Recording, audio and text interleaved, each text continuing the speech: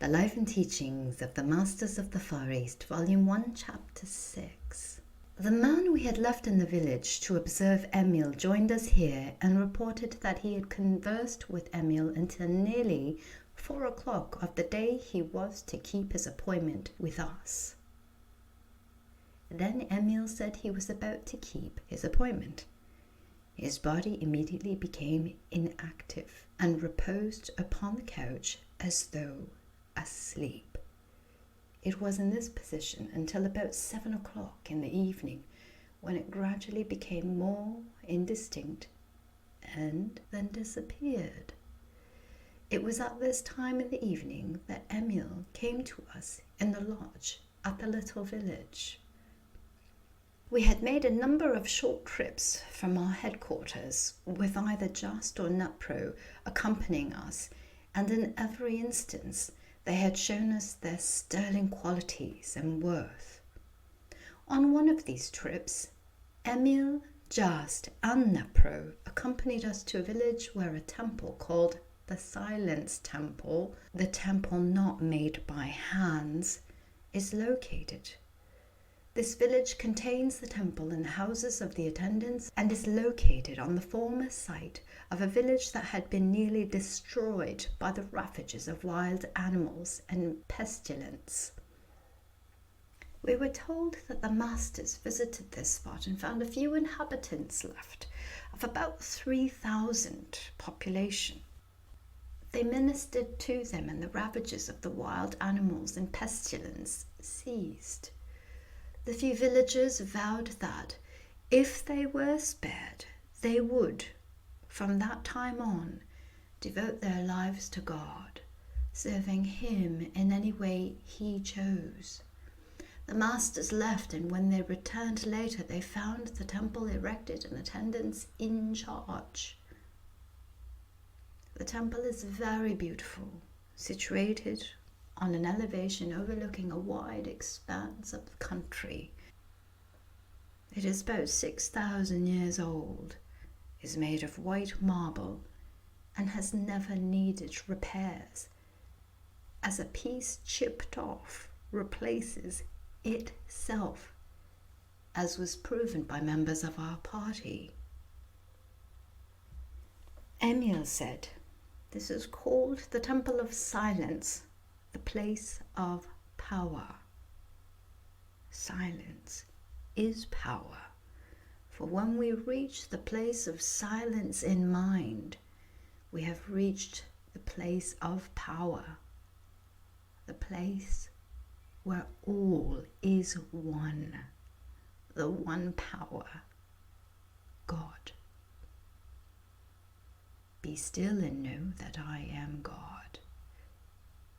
Diffused power is noise. Concentrated power is silence. When, through concentration, drawing to a center, we have brought all of our forces into one point of force, we have contacted God in silence. We are one with Him and hence one with all power. This is the heritage of man. I and the Father are one. This is but one way to be one with the power. There is but one way to be one with the power of God, and that is consciously to contact God. Thus, this cannot be done in the without, for God manifests from within. The Lord is in His holy temple. Let all the earth keep silent before Him. Only as we turn from the without to the silence of the within can we hope to make conscious union with God. We will realize that His power is for us to use, and we will use it at all times. Then we will know that we are one with His power. Then will humanity be understood, Man will learn to let go of self-delusions and vanities. He will realize his ignorance and littleness. Then will he be prepared to learn. He will realize that the proud cannot be taught. He will know that only the humble can perceive the truth. His feet will feel the firm rock. He will no longer stumble. He will be poised in decision. To realize that God is the only power, substance, and intelligence may be confusing at first. But when man does realize the true nature of God and brings him forth into active expression, he will use the power at all times. He will know that he consciously contacts his power at all times. When he eats, when he runs, when he breathes, or when he does the great work before him. Man has not learned to do the greater works of God because he has not realized the greatness of God's power and has not known that God's power is for man's use. God does not hear us through our loud and vain repetitions, nor our much speaking. We must seek God through the Christ within, the invisible connection which we have within ourselves. When the Father within is worshipped in spirit and truth, he bears the calls of that soul which sincerely opens to him.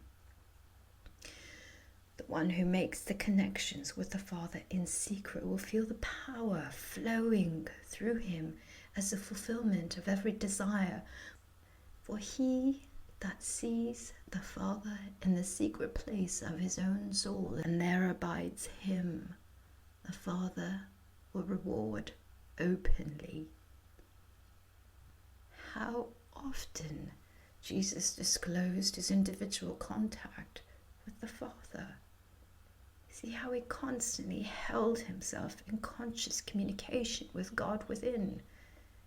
See how he talked with him as though he were personally present. See how powerful the secret inner relation made him. He recognized that God does not speak in the fire, the earthquake, or the great wind, but in the still, small voice. The still, small voice deep within our own souls. When man learns this, he will become poised. He will learn to think things through. Old ideas will drop away, new ideas will be adjusted. He will soon find the ease and efficiency of system. He will learn at last to take all the questions that perplex him into this silent hour. There he may not solve them, but he will become familiar with them. Then he will not need to go hurrying and battling through the day and feel that his purpose has been defeated. If man would come to know the greater stranger, himself, let him enter his own closet and shut the door. There he will find his most dangerous enemy, and there will he learn to master him. He will find his true self. There will he find his truest friend, his wisest teacher, his safest advisor, himself. There will he find the altar upon which God is the undying fire, the source of all goodness, all strength, all power, himself. He will know that God is in the deepest part of silence. He will find that within himself abides the a holy of holies. He will feel and know that his every desire is in God's mind and is therefore God's desire.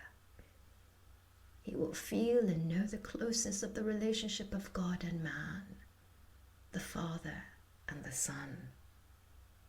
He will realize that only in consciousness has there been any separation of these which have seemed two, just as his spirit and his body have seemed to be two, but which in reality are one. God fills both heaven and earth. It was this great revelation that came to Jacob in silence. He had slept on the stone of materiality. In a great burst of divine illumination, he saw the outer is but the outpressing of expression of the image held within. So impressed was he by this that he called out, "Surely the Lord, or law, is in this space," the earth or body, "and I knew it not. This is none other but the house of God, and this is the gate to heaven." Man will realize, as Jacob did, that the real gate to heaven is through his own consciousness. It is the ladder of consciousness revealed in a vision to Jacob, which each of us must climb before we can enter the silent, secret place of the Most High and find that we are in the very center of every created thing, one with all things, visible and invisible, in and of the omnipresence. In Jacob's vision, he was shown the ladder reaching from earth to heaven.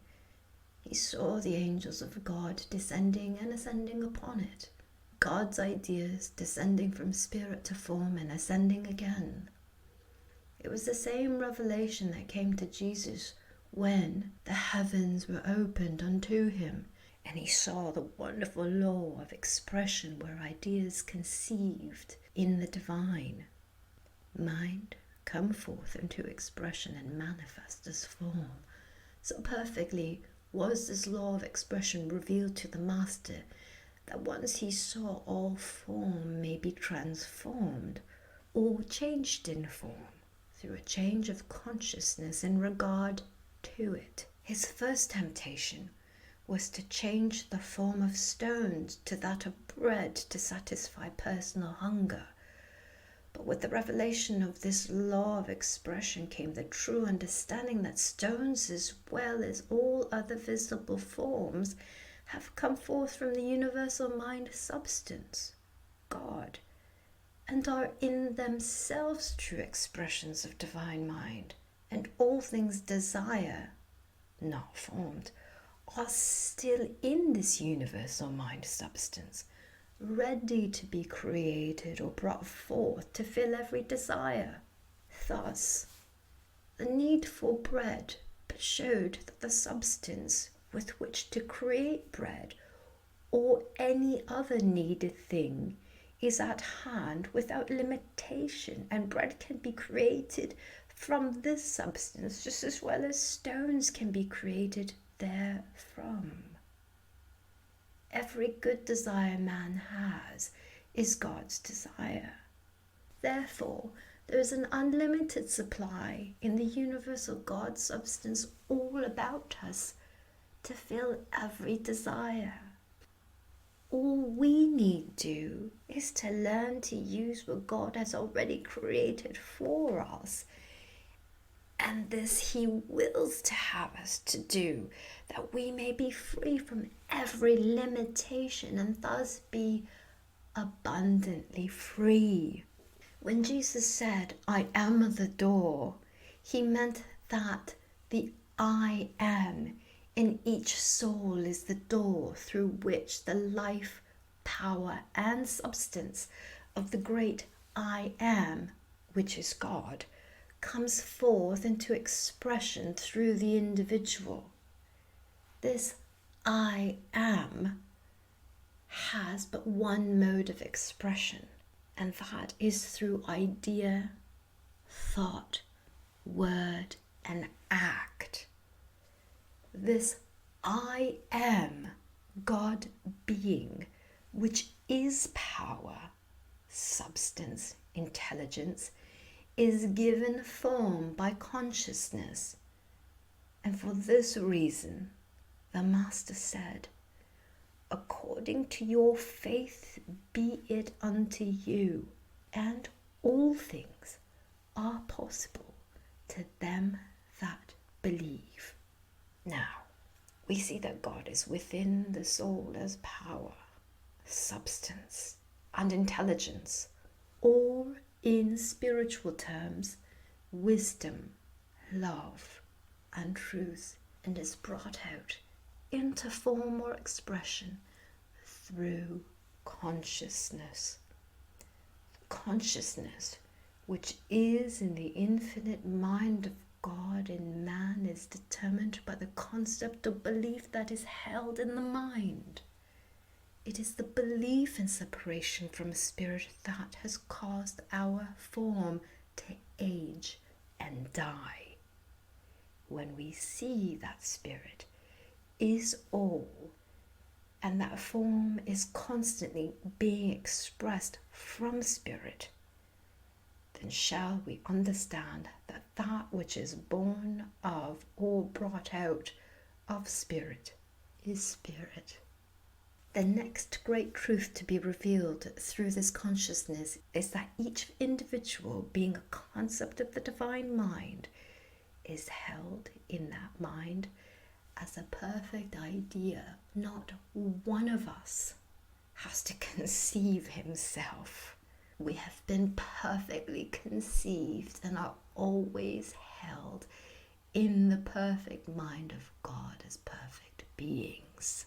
By having this realization brought to our consciousness, we can contact the divine mind and so reconceive what God has already conceived for us. This is what Jesus called being born again. It is the great gift the silence has to offer us. We contact God mind through true thought and so bring forth a true expression, whereas in the past, perhaps through untrue thought, we have brought forth an untrue expression. But whether the form be perfect or imperfect, the being of form is perfect God power, substance, and intelligence. It is not the being of the form that we wish to change, but the form that being has assumed.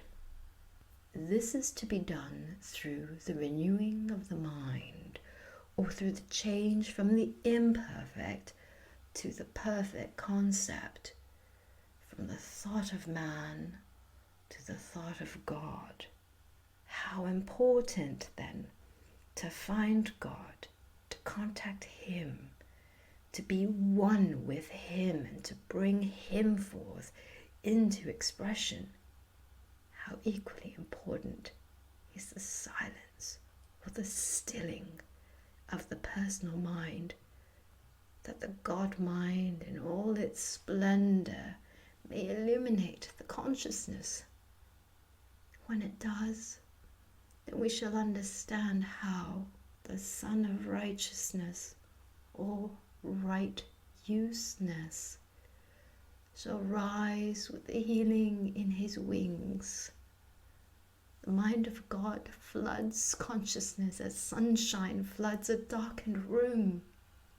The infusion of the universal mind into the personal mind is like the entrance of the fastness of the outside air into the impurity of that which has long been held in some closed compartment. It stands alone, supreme. We realize that we are to build but one temple, the temple of the living God, is the blending of the greater with the lesser, through which the lesser becomes one with the greater. The impurity was caused by the separation of the lesser from the greater. The purity is caused by their union, so that no longer is there a greater and a lesser, but just the one good, whole, pure air. Even so, we must know that God is one, and all things visible and invisible are one with Him. It is separation from Him that has caused sin, sickness, poverty, and death. It is union with Him that causes one to become a whole being, or to become conscious of being whole. The separation from unity is the descent of the angels on the ladder of consciousness. The return to unity is the ascent of the angels upon the ladder. The descent is good, for unity then becomes expressed in diversity. But in diversity, there need be no concept of separation. That which is diversity has been misconceived from the personal or external viewpoint to be separation. The great work for each soul is to lift the personal viewpoint to such heights in consciousness that it becomes one with the whole.